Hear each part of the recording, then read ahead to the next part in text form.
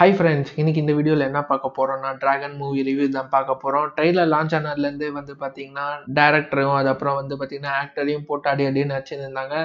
எதனாலன்னு சொல்லிட்டு பார்த்தீங்கன்னா இது டான் மூவி மாதிரி இருக்கு. முக்கியமாக 48 அரியர் வச்சதா ஒரு படமா ஹீரோயிசமா எடுத்து வச்சிருக்காங்க. இதை பார்த்து நிறைய பேர் கெட்டு போயிடுவாங்கன்னு சொல்லிட்டு.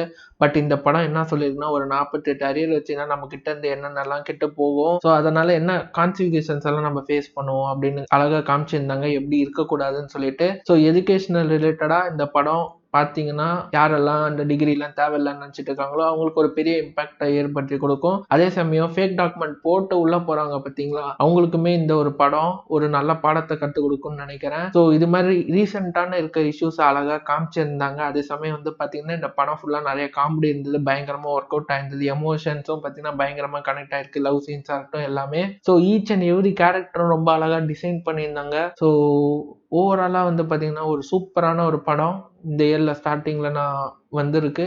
நல்ல படம். தியேட்டர்ல போய் ஃபேமிலியோட என்ஜாய் பண்ணுங்க.